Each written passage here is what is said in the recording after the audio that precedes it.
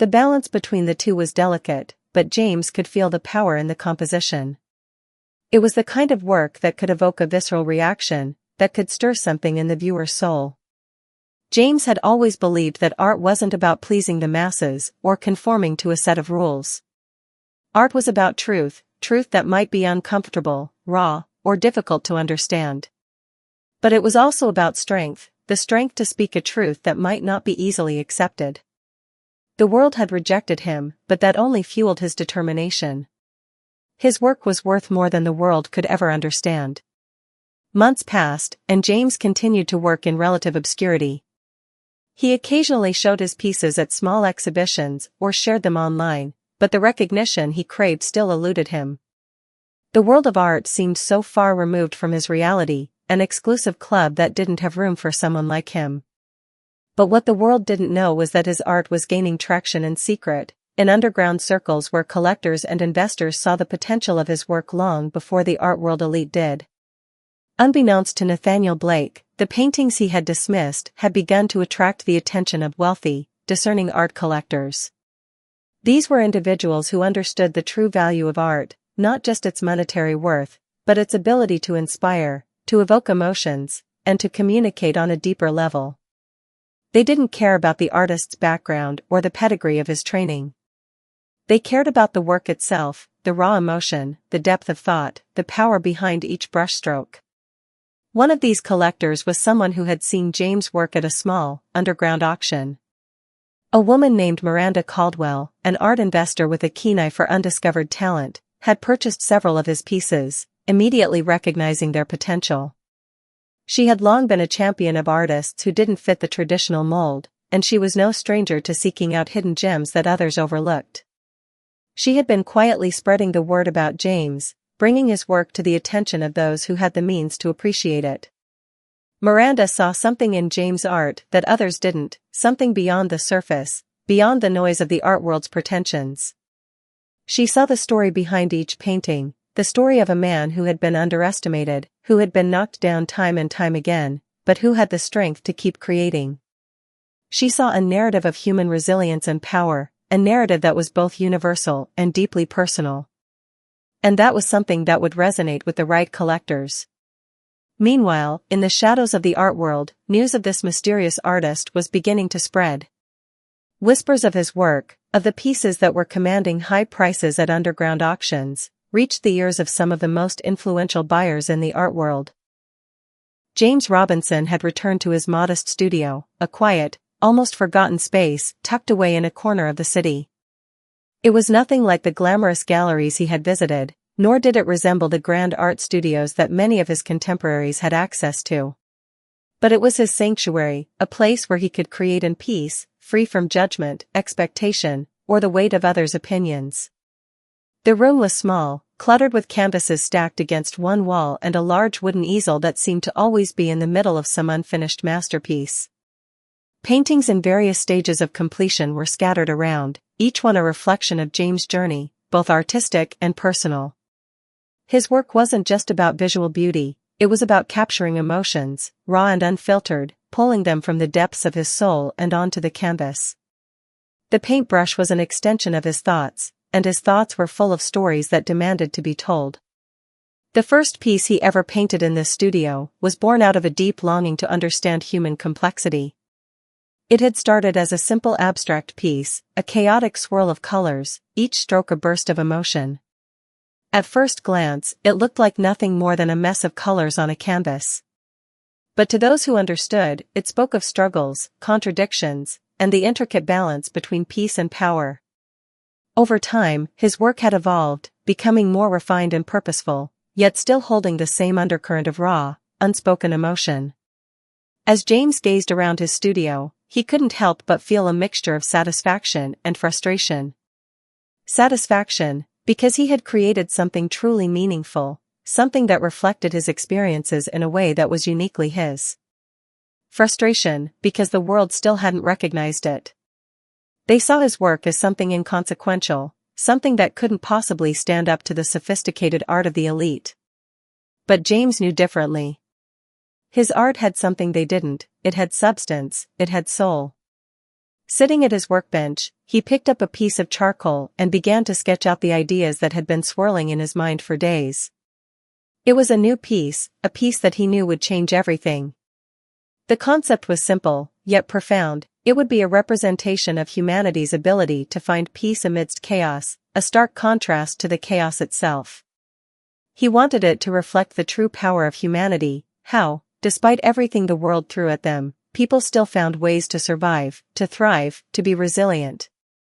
It was going to be an abstract piece, like the one he had shown Blake, but it would carry a deeper message, one that would reach beyond the superficial interpretations of the art world. As he worked, the image slowly began to take shape. Swirls of dark, stormy colors blended with lighter, calmer hues, forming a landscape that was both beautiful and tumultuous. I've lived through pain, joy, and hardship, and I pour that into each piece I create. Blake chuckled, a dismissive sound that echoed through the room. Sounds like something out of a self-help book. Let me guess, you're using some sort of abstract style, right? Colorful shapes, messy lines, the kind of thing that can be slapped on a canvas and passed off as deep. James clenched his fists at his sides, but didn't respond to the insult. He knew better than to engage in a fight over words. His art, however, was something Blake wouldn't understand yet. I would appreciate it if you could at least take a look at my work before deciding, James said, his voice calm but firm. Blake rolled his eyes, but waved a hand dismissively. Fine. Show me what you've got, but I'm not promising anything. If it's as deep as you say, I'll probably just have a good laugh and move on. James opened his portfolio, revealing the first piece, a painting that captured the chaotic beauty of a city at night, with swirling colors that seemed to pulse with life. It was a piece born from his own experience, a reflection of the urban landscape he had grown up in, filled with both violence and moments of peace. Blake's eyes flicked over the painting, his expression unreadable. He leaned forward slightly. He muttered, clearly not impressed, but unwilling to dismiss it immediately. James moved to the next piece, a portrait of a woman whose eyes seemed to capture an entire lifetime of sorrow and strength. The brushstrokes were delicate yet powerful, each one telling a part of her story. Blake didn't even look up this time. This one's, okay, I guess, he said, not even bothering to disguise his indifference. But I don't see how it's going to appeal to the kind of buyers I work with. Your work lacks the sophistication and polish that people are willing to pay big money for. James nodded silently. It was clear that Blake's judgment was clouded by his own narrow view of what constituted good art. The kind of art that could fetch millions on the market, art that spoke to the elite and the powerful. But James wasn't here for them. He was here to create something that mattered, even if it meant rejecting their approval. Well, thank you for your time, James said, packing up his portfolio. I'll be going now. Blake didn't even glance up as James left the room. The gallery owner had already dismissed him, certain that he had no place in the art world. He would soon learn, however, that James' art had a power that would shake the foundations of the very world he inhabited. As James exited the gallery, he held his head high. He knew that one day, the world would see the worth of his work. His peace wasn't a sign of weakness, it was the calm before the storm of his rise. And one day, Nathaniel Blake would regret ever underestimating him. The receptionist sighed, clearly annoyed by his persistence. Fine, she said, standing up. But don't get your hopes up. The owner is busy. You'll have to wait. James nodded silently, a quiet sense of dread settling in his chest. He had dealt with this before, people who didn't take him seriously, dismissing him before even giving him a chance.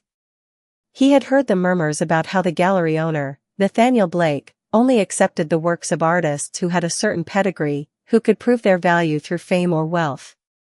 He had also heard rumors of Blake's dismissive attitude toward artists who were not part of his exclusive circle. But James wasn't here to play their game. He wasn't here to beg for validation.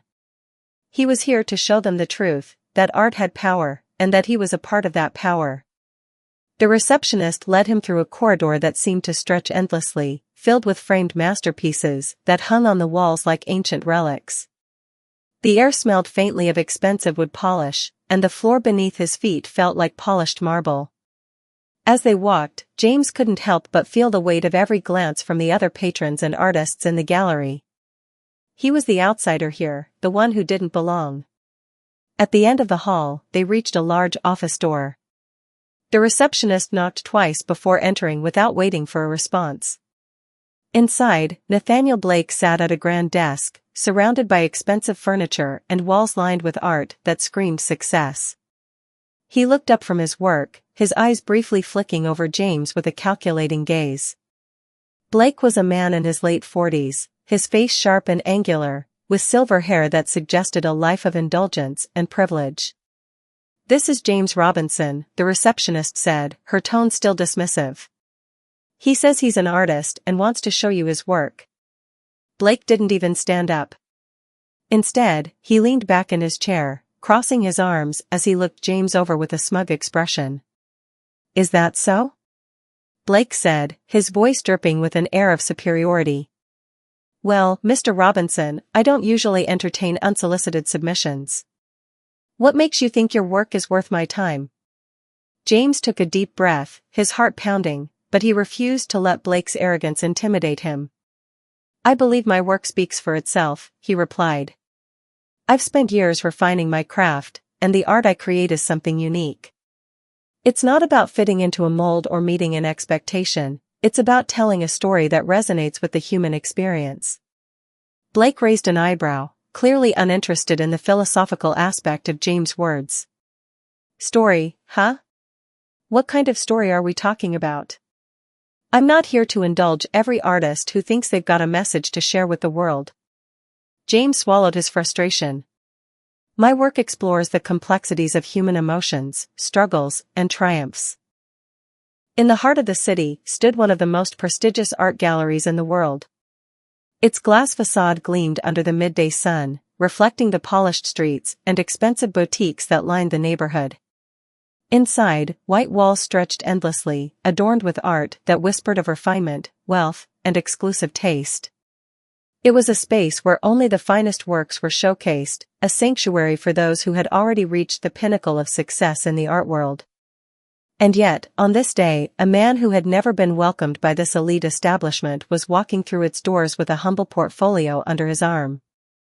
This man was James Robinson, an artist whose talent had remained largely undiscovered. He was black, from a working-class neighborhood, and had spent years honing his craft in solitude, far removed from the highbrow circles that defined the art world. He was no stranger to rejection, but today, he was determined to change that. James had no illusions about the nature of the art world. He had heard the whispers, seen the way galleries and critics often ignored artists who didn't fit their narrow definition of success. He had spent years facing doors that were closed to him simply because of his background and the color of his skin. But his art was different. It spoke in a language that transcended race, class, and status. It wasn't just paint on canvas, it was a reflection of the struggles, triumphs, and deep, unspoken truths of the human experience. With quiet resolve, James approached the front desk of the gallery. The receptionist, a sharply dressed woman with a look of practiced indifference, glanced up from her computer screen. "How may I help you?" she asked, her tone suggesting that the gallery only entertained the requests of those with established reputations. "I'm James Robinson. I brought some of my work to show," he said, his voice steady despite the nervousness that had begun to churn in his stomach. The receptionist looked at him for a moment, sizing him up. Her eyes briefly flicked to the portfolio he was holding, then back to his face. A faint smirk curled her lips. "Are you an artist?" she asked, as though the answer was something she could easily dismiss. "Yes, I am. I've been working on a series that," James started, but the receptionist cut him off. "Well, we usually don't take submissions like this," she said, her voice laced with a note of condescension. "But you can leave your portfolio with me, and I'll pass it along to the owner if I think it's worth considering." James knew what that meant. It was the polite version of a rejection. He had heard it 1,000 times before, but he wasn't going to give up. He placed his portfolio gently on the counter, maintaining eye contact with the receptionist. "Please, I'd like to speak to the owner. I think my work might be exactly what you're looking for." The buzz around James Robinson's name was spreading like wildfire. Art critics, collectors, and even those who had previously dismissed him were beginning to take notice. His works, once relegated to the shadows, were now displayed in high-profile auctions and exhibitions. Prices soared, and the acclaim followed. James had finally found the recognition he deserved, but the journey was far from over. At an exclusive auction house in New York, a painting titled Resilience, an abstract yet emotive depiction of humanity's strength amidst adversity, was about to be unveiled to the public. It was one of James' most powerful pieces, a vibrant, chaotic swirl of colors, paired with a serene, almost ethereal figure in the center. It spoke of pain, but also of the quiet resolve that drove humanity forward. When James had painted it, he had felt both powerless and unstoppable. And in its fluid lines and energetic contrasts, it captured the essence of what it meant to be human, flawed, yet ever striving. The night of the auction arrived. The sleek, opulent hall was filled with the city's most prominent figures, celebrities, art collectors, investors, and gallery owners. The event was a who's who of the elite. James was one of the few artists present in the room, though he remained a humble presence in the crowd, standing near the back, out of sight. He wasn't there to bask in the attention. His work was speaking for itself now, and that was enough for him. Miranda Caldwell, the collector who had first spotted James' potential, was there as well. She was one of the most influential figures in the contemporary art market, known for discovering rising stars long before the mainstream art world caught up. Miranda had always had an eye for talent, and she had seen something in James' art that had captivated her in a way few artists had. She had been quietly buying up his pieces at private auctions, knowing that they were worth more than their price tags. And now, she was prepared to make a bold statement by purchasing Resilience. The auction began, and the room grew silent as the first lot was introduced. A few paintings sold, but nothing particularly spectacular yet. The anticipation for James' work, however, was palpable. Whispers ran through the crowd as the curator moved towards the next piece, a painting that had become the talk of the art world. As the auctioneer called for attention, Miranda raised her paddle, her eyes fixed on Resilience, the piece that would soon set the art world on fire. The bidding war began slowly, but as soon as the first few offers were placed, the tension in the room ratcheted up. A few high-profile buyers, eager to claim the work of a newly famous artist, began to outbid each other in quick succession. The price started climbing higher than anyone had expected.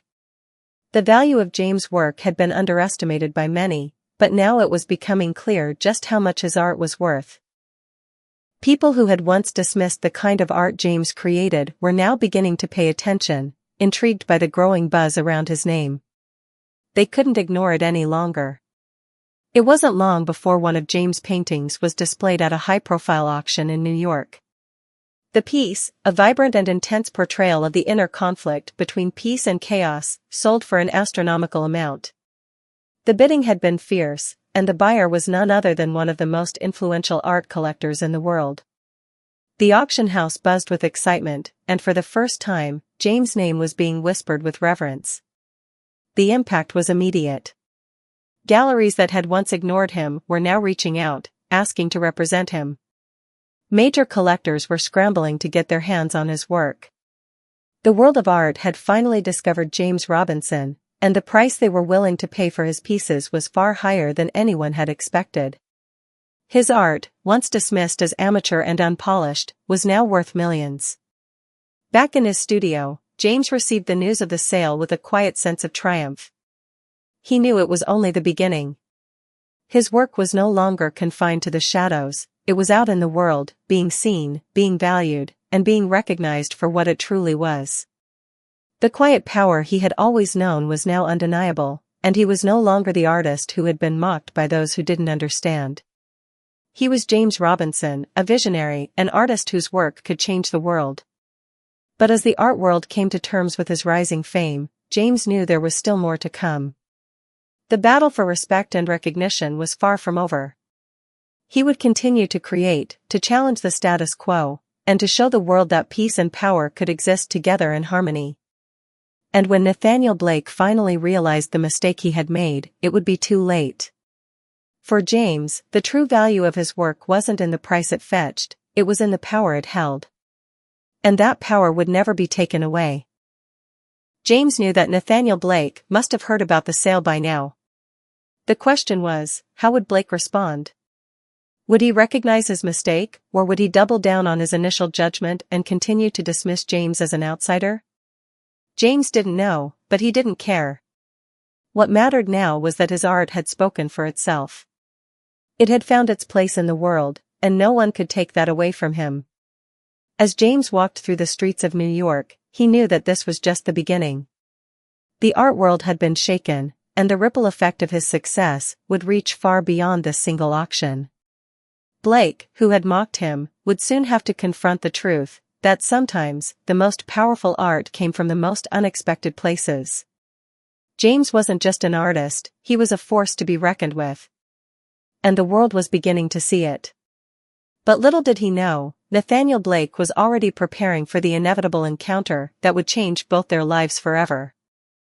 The art world was abuzz. James Robinson's meteoric rise was the talk of galleries, social media, and high-profile auctions. Art collectors who had been hesitant to buy his work were now clamoring for it, and the underground market for his paintings was expanding rapidly. The value of his pieces had skyrocketed, and James had finally found his place among the elite of the art world. Yet, despite all the success and recognition, there was one piece of unfinished business that still lingered in the back of his mind: Nathaniel Blake. James had tried to forget about the gallery owner who had mocked him, but the more his fame grew, the more the memory of that meeting resurfaced. Blake's dismissive attitude had been a pivotal moment for James, one that had fueled his determination to succeed. Now, as his work was worth millions and attracting worldwide attention, he couldn't help but wonder if Blake would acknowledge his mistake. Would the man who had once belittled him now be forced to reckon with the truth? It wasn't long before James received a message. It was from none other than Nathaniel Blake. "James," the message began. "I've been following your recent success with interest. I must admit, I was wrong about your work. I'd like to meet and discuss your art and possibly work together. Let's put the past behind us and move forward." James stared at the message, a mixture of emotions flooding through him. It was the message he had expected to receive sooner or later, but he wasn't sure how he felt about it. Was Blake truly sincere, or was he just trying to latch onto James' newfound success? James didn't need validation anymore, his art had spoken for itself. But there was something about the timing of Blake's message that bothered him. It felt like an attempt to regain control, to claim credit for discovering James, even though he had been the one to dismiss him in the first place. Still, James knew he couldn't avoid the inevitable.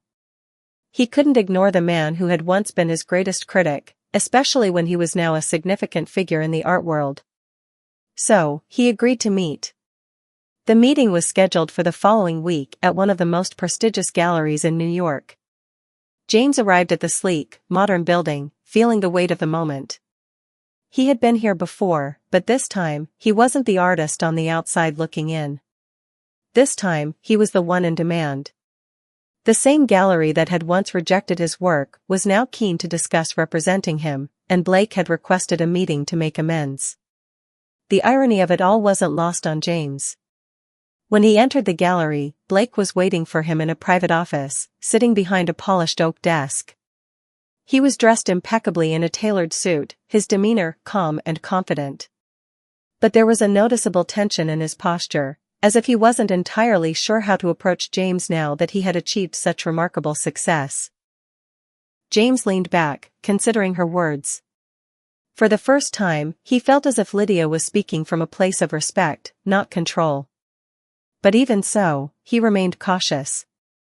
"I appreciate the offer, Lydia," he said, "but this can only happen if my work remains mine. No branding, no selling out. The art is the priority. If we can agree on that, then I'm open to collaborating." Lydia's expression softened. "I agree, James. Your authenticity is what makes you great, and I wouldn't want to take that away from you." Let's work together to share your voice, your vision. James smiled for the first time in months. Perhaps there was a way forward, one where he could continue to stay true to himself while reaching new heights. The art world was full of temptations, but he had learned how to navigate it without losing himself. As they discussed the details of their collaboration, James felt a renewed sense of hope. He wasn't compromising his art. He was simply finding a way to share his truth with the world on his own terms. In the end, it wasn't the art world that had changed him, it was his commitment to his own vision. And now, James Robinson was ready to take on the world, not as a product of the industry, but as a true artist, staying true to himself and his craft. James, Blake greeted him, his voice warm but somewhat strained. It's good to see you again. Please, have a seat. James took the seat across from Blake, his eyes never leaving the man who had once dismissed his art. Blake seemed to be trying his best to appear friendly, but James could sense that the man's pride was still intact.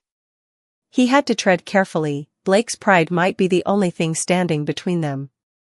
I've been following your rise, Blake continued, trying to sound casual. I have to admit, I didn't expect your work to blow up the way it has.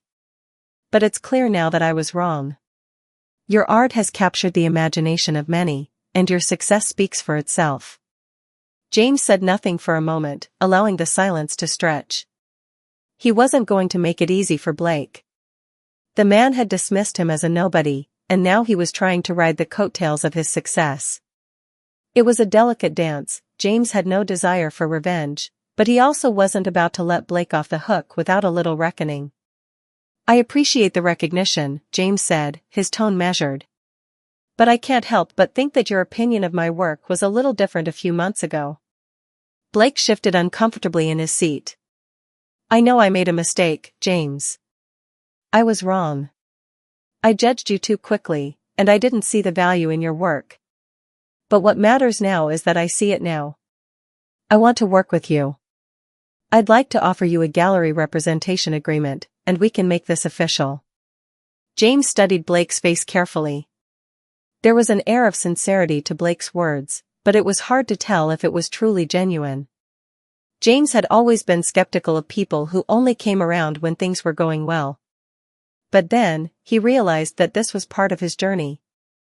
Blake's change of heart wasn't what mattered, it was what James was doing with his art that counted. I'm glad you recognize the value in my work now, James replied slowly.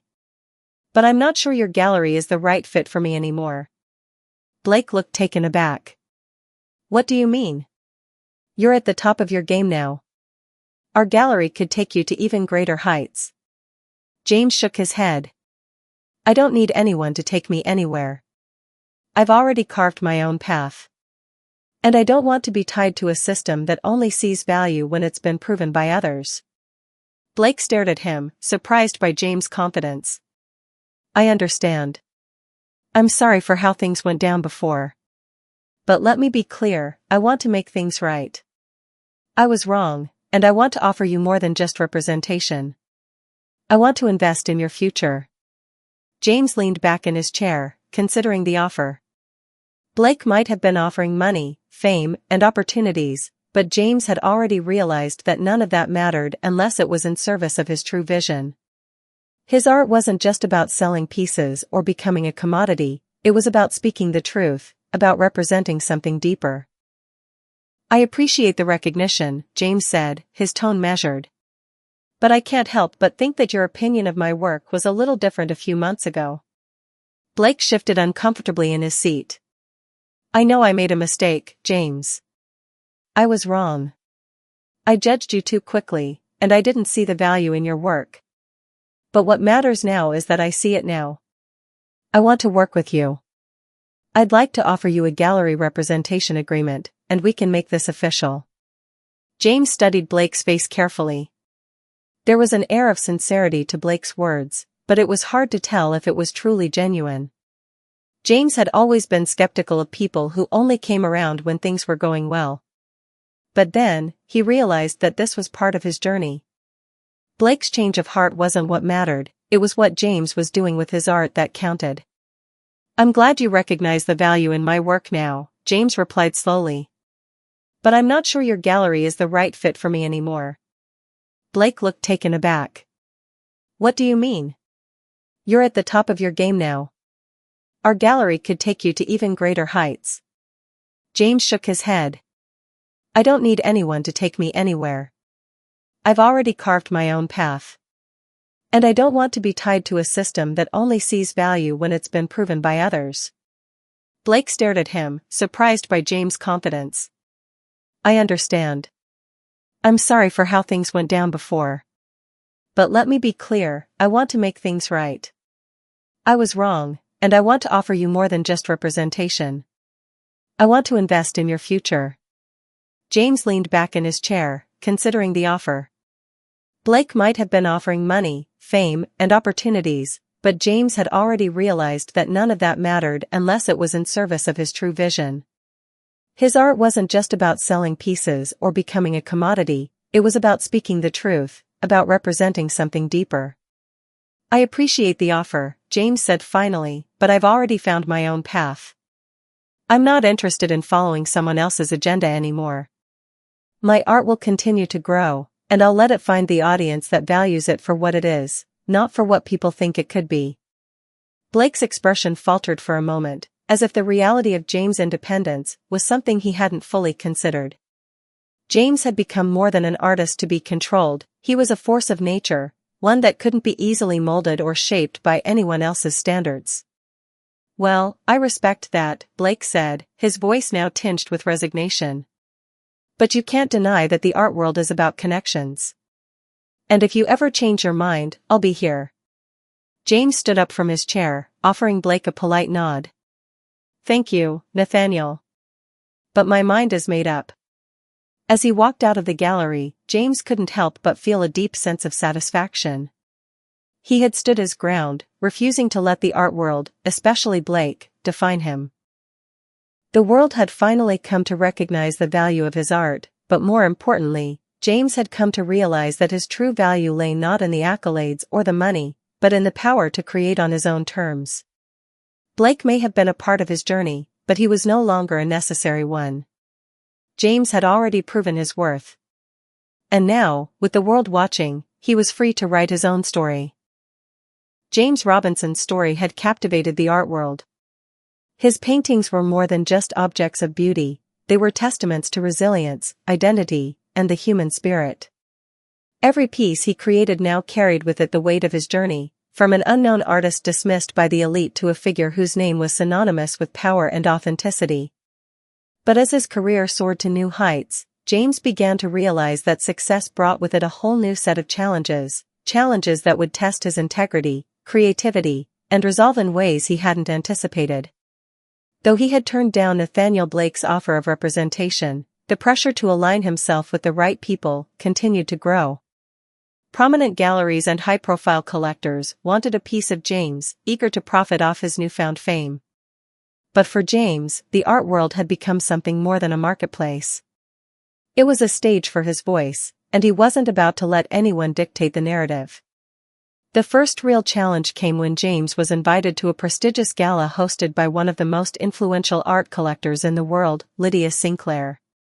Lydia was known for her ability to catapult artists into the stratosphere, and her gallery was one of the most sought after in the art world. To be invited to her gala was a sign that James had truly arrived. But as he read the invitation, a sense of unease began to settle in. James had heard rumors about Lydia. She was notorious for her cutthroat business tactics, often pressuring artists to produce work that conformed to her vision rather than their own. Her gallery had a reputation for shaping artists, turning them into commodities, and James wasn't sure he wanted to be part of that. He wasn't interested in becoming just another figure in her stable of artists, subject to the whims of wealthy collectors and critics. Despite his reservations, James knew this invitation was significant. Lydia Sinclair's gala would bring together some of the most influential figures in the art world. The exposure could be invaluable. But with that exposure came a price, one James wasn't sure he was willing to pay. The night of the gala arrived, and James stepped into the lavish ballroom, the sound of soft jazz filling the air. The venue was a stunning blend of modern architecture and old-world elegance, with towering glass windows offering a breathtaking view of the city skyline. The room was filled with New York's elite, gallery owners, collectors, artists, and critics, all mingling in a sea of designer suits and glittering gowns. James felt both out of place and entirely at home. This was a world that had once rejected him, and now, it was his. Lydia Sinclair was a striking woman, in her late 40s, with sharp features and a commanding presence. She immediately recognized James and made her way toward him, her smile wide and calculated. "James, darling," she greeted him with a practiced warmth. "I must say, your work has taken the art world by storm. I knew you were special from the first time I saw your paintings. It's an honor to have you here tonight." James offered a polite smile in return, though the back of his mind was still working through the implications of this encounter. He wasn't sure where this conversation was headed, but he knew Lydia was not one to waste time. "Thank you, Lydia," James said, keeping his voice even. "It's been an incredible journey. I'm grateful for all the attention my work has received." Lydia nodded approvingly, clearly pleased with James' humility. But James wasn't fooled. He knew she had her own agenda. "I've been thinking, James," she continued, "about what your future could look like. You're a unique talent, and I believe we could do great things together. I'd like to represent you, bring you into my gallery. We could introduce your work to a whole new set of collectors, and I'm sure you'd do very well with the right exposure." James felt a tightness in his chest as she spoke. This was the moment he had been dreading. Lydia Sinclair wasn't offering him artistic freedom, she was offering him a seat at her table, but only on her terms. "I appreciate the offer," James said carefully, "but I've been down that road before. I've learned that it's important for me to stay true to my vision and not be swayed by outside pressures." Lydia raised an eyebrow, clearly taken aback by his response. "I see. You're a man of conviction. But let me tell you, James, this is a rare opportunity. You won't get far on your own. You need a partner who understands how to navigate this world." James met her gaze, unwavering. "I've already navigated it, Lydia. And I'll continue to do so on my own terms. Thank you for the offer, but I'm not interested in becoming another product of the art industry. My work speaks for itself, and I'd rather keep it that way." Lydia's smile faltered for just a moment, though she quickly regained her composure. "As you wish, James. But don't say I didn't warn you. The art world is full of sharks, and it's only a matter of time before they come for you." James nodded politely, offering a firm handshake. "I'll take my chances." As Lydia walked away, James couldn't help but feel a sense of relief wash over him. He had stood his ground, but he also knew that the challenges ahead would only grow more intense. The pressure to conform to the art world's expectations was ever present, but James had learned one important lesson: true artistry couldn't be bought or controlled. It had to come from within. The next few weeks were a whirlwind of exhibitions, private viewings, and media interviews. James' name was on everyone's lips, and his work was being displayed in some of the most prestigious galleries in the world. But with this newfound attention came a growing realization, offering him a different path to success. But with every offer, he felt his autonomy slipping away. It was no longer about creating art for the sake of expression, it was about building a brand, managing an image, and meeting the demands of the market. As the pressure mounted, James found himself questioning his choices. Had he made the right decision by turning down the opportunities Lydia and others had offered him? Would he be able to continue working on his own terms, or would the weight of expectations eventually force him to compromise? But then, in the midst of the chaos, James remembered why he started painting in the first place: to tell stories that mattered, to create works that spoke to the human condition, and to remain true to himself. The art world might be a battleground, but he wasn't interested in becoming just another player. He would continue to carve his own path, no matter how difficult or uncertain the future seemed. It wasn't the art world that would define him, it was his art, his voice, and his unwavering commitment to the truth. And as long as he stayed true to that, James knew he would always find a way forward. The real challenge, after all, wasn't about surviving the art world, it was about keeping the art itself alive. As James continued to navigate the complex and demanding landscape of the art world, he found that the battles he faced weren't always external. The internal struggles, the doubts, the temptations, and the fear of losing himself were becoming just as formidable. For every piece he created, every exhibition that opened, James began to realize the price of success wasn't just measured in money or fame, it was in his sense of identity.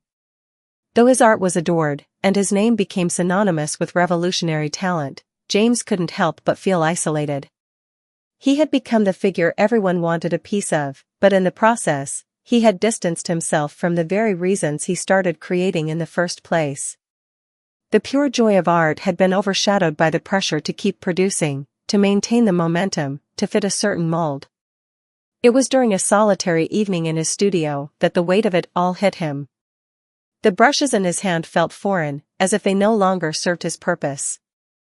The canvas before him was blank, mocking him with its emptiness, while his mind raced with thoughts of deadlines, collectors, and gallery owners. James had always prided himself on creating freely, unshackled by external expectations. But now, it seemed as if every stroke of his brush was influenced by something other than his own instincts. Frustrated, he set down his brushes and stepped away from the canvas. The studio was quiet except for the hum of the city outside his windows. He gazed at his collection of paintings, each one a piece of his soul laid bare. They were powerful, they were true, but they were also part of a greater narrative now. The narrative of an artist who had made it, who was expected to deliver more, to push boundaries, to surpass his last success. The pressure was suffocating. James slumped into a chair, his hands running through his hair. He didn't know where the next step in his career would take him, but one thing was clear, he was standing at a crossroads. The world saw him as a success, but in his heart, he felt a profound emptiness. He needed to reconnect with himself, to rediscover the artist who had painted not for praise, but for the simple joy of creating something real. The thought of signing another contract or attending another gala filled him with dread. He had become a product, a brand, something he had never wanted to be. His phone buzzed, interrupting the silence. It was a message from his old friend, Michael Thompson, a fellow artist he had met during his early days in the art scene. Michael had always been a grounding force for James, someone who had stayed true to his own voice, despite the challenges of the art world. James read the message. "Hey man, I've been thinking a lot about you. I know things have been crazy, but you've got to remember who you are. Don't let the world change you. Let's catch up soon, maybe over coffee?" The message hit James harder than he expected. Michael's words were a reminder of something he had forgotten in the whirlwind of success. He was still James Robinson, the artist who had once painted from the heart, without any concern for fame or fortune. The world had changed around him, but had he really changed? Had he compromised the very thing that made his art unique? That night, James made a decision. He would take a break from the endless cycle of exhibitions, interviews, and offers. He would step away from the pressure to create for others and reconnect with his passion, the passion that had ignited his journey in the first place. He wasn't sure where this path would lead, but he knew it was the only way he could move forward. The next day, James contacted Michael and arranged to meet at a small cafe in the city. It was a quiet spot, far from the clamor of galleries and media. As James entered, he spotted Michael sitting at a corner table, sipping coffee, his familiar smile lighting up his face. The two friends embraced, and for the first time in months, James felt a sense of relief. "You look good, man," Michael said, eyeing James with a knowing look. "But I can tell something's been eating at you. What's going on?" James chuckled dryly. "It's a long story. I've been caught up in this whirlwind, and I think I lost sight of why I started painting in the first place. It's not about the fame or the recognition, it's about creating something real, something true. But somewhere along the way, I let all of that take over. Now, I feel like I'm just chasing the next thing, the next big piece, the next show. I don't know who I am anymore." Michael nodded, his eyes reflecting a deep understanding. "I get it. The art world can do that to you. It's like they want to mold you into something they can sell, but that's not who you are. You have to find your way back to the essence of what makes your art special, your voice, your truth. Don't let them drown that out. James felt a weight lift from his chest as he listened to his friend. For the first time in a long while, he felt seen, not as a product, but as the artist he had always been. I don't know how to get back to that place, Michael. I don't know if I can. You can, Michael said with conviction. It's just going to take time. You've got to get back to basics, start painting for yourself again.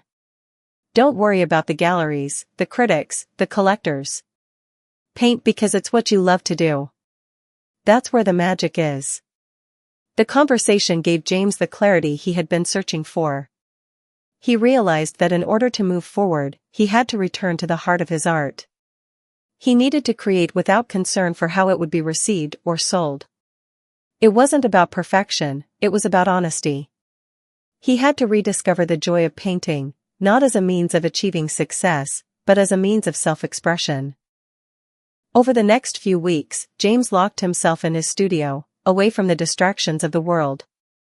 He stopped checking his phone, ignored the emails, and stopped worrying about the next big offer. Instead, he focused on his craft, painting for himself, exploring new techniques, experimenting with color, and pushing the boundaries of his own expression. It was a slow process, but over time, he began to feel a sense of freedom. The pressure to conform faded, and in its place, a renewed sense of purpose emerged. James was painting not for approval, but for the pure joy of creation. His work began to evolve in unexpected ways, taking on new forms and new meanings. It wasn't about pleasing the art world anymore, it was about pleasing himself. And as he painted, James remembered why he had started this journey in the first place, to tell stories that mattered, to create something that spoke to the human soul, and to remain true to the artist he had always been. The art world would continue to evolve, but James had found his center. The reckoning wasn't just about his success or failure in the eyes of others, it was about reconnecting with the truth of his art, and with the truth of himself. Now, James was ready for whatever the future held. Months had passed since James Robinson had made the decision to step back from the overwhelming expectations of the art world. He had rediscovered his love for painting, unfiltered, unsupervised, and wholly his own. The pieces he created now spoke a language all their own, raw and emotional, infused with the struggles, triumphs, and deep reflections he had experienced throughout his life. Gone were the days of painting for profit or approval, now, he painted for his soul. In the quiet of his studio, James felt free. The weight of deadlines, gallery deals, and media appearances had vanished. His canvas had become his sanctuary, a place where he could pour out his heart without fear of judgment. With every stroke, James felt as if he was reclaiming a piece of himself that had been lost during the whirlwind rise to fame. One afternoon, while he was absorbed in a particularly intense work, his phone buzzed on the counter. He glanced at the screen, an email from Lydia Sinclair. The subject line read, "Opportunity knocks." James paused, his hand hovering over the canvas. The last time he had heard from Lydia was months ago, when they parted ways over his refusal to join her gallery. He had expected that to be the end of their relationship, yet here she was, reaching out again. Curiosity piqued, he opened the email. Dear James, I hope this message finds you well. I've been following your recent work, and I must admit, I'm intrigued by the direction you've taken. There's a rawness and authenticity to your paintings now that I haven't seen before. I think your work is ready for a new level of exposure. I understand that you've distanced yourself from the art world recently, but I want to offer you something different this time. It's not about contracts or branding. I want to work with you, not as an agent, but as a collaborator. We can create something that stays true to your vision and reaches a wider audience. Please let me know if you're interested in meeting to discuss further. Warm regards. Lydia Sinclair. James leaned back in his chair, the weight of Lydia's words settling in. Her message was different from the others she had sent. This time, it felt genuine, an invitation to collaborate on his terms, not to shape him into someone he wasn't. The notion of a partnership that focused on his artistic freedom was appealing. But could he trust her after everything that had transpired? He set the phone down and looked around his studio. The canvases that surrounded him were not just products of his talent, they were markers of his journey, each one a testament to his growth. These pieces represented his soul in ways that no gallery or critic could ever fully comprehend. Could he risk bringing his art into the commercial world again, even under terms that seemed more aligned with his values? After a moment of reflection, James felt a renewed sense of clarity. He had been so afraid of losing himself in the art world's expectations before. But now, he had proven to himself that he could create on his own terms, without compromise. And that was something no gallery, no buyer, and no critic could take away from him. He picked up his phone and typed a response to Lydia. Lydia. Thank you for reaching out. I appreciate your kind words and your offer. It's been a challenging but enlightening journey, and I've learned a lot along the way. I'm open to meeting and hearing what you have in mind. However, I want to make it clear that my vision is non-negotiable. I've learned that staying true to myself and my work is the most important thing. If this collaboration respects that, I'd be happy to discuss further. Let me know when you're free to meet. Best. James Robinson. With that, James felt a sense of resolution. He had made his decision, he would meet with Lydia. But he would do so on his own terms. There would be no compromises, no concessions. This was his art, and he would protect it with everything he had. The next few days were filled with anticipation. James couldn't shake the thought of the upcoming meeting. What if Lydia was still only interested in commercializing his work, turning it into something it wasn't? But he quickly reminded himself of his own growth. He knew who he was now, and he wasn't afraid to stand his ground. Finally, the day of the meeting arrived. James arrived at a sleek, modern cafe in the city's art district, the location Lydia had suggested. He spotted her immediately. She was seated at a corner table, her sharp features softened by a genuine smile. When she saw him, she stood to greet him, offering her hand in a warm, but measured, handshake. James, she said, her voice carrying the same poise he remembered. I'm so glad we could meet. I know we've had our differences in the past, but I respect the direction you've taken with your art. You've really found your voice. James nodded. I've learned a lot over the past few months. I'm not the same artist I was when we first met. Lydia gestured for him to sit. I can see that. And that's why I want to offer something different this time. I've had a lot of time to think about what you've been doing, and I want to create an opportunity that doesn't compromise your vision. I believe your work deserves a much broader audience, but I also believe that you shouldn't have to give up your authenticity in the process. James raised an eyebrow. You're offering me a deal that respects my autonomy? Lydia smiled, her tone more sincere than it had been before. Exactly. I've seen the way your work resonates with people. It's raw, it's real, and it's powerful. I want to help share that with the world, but only on your terms. We can bring your art into a new space without distorting what makes it unique.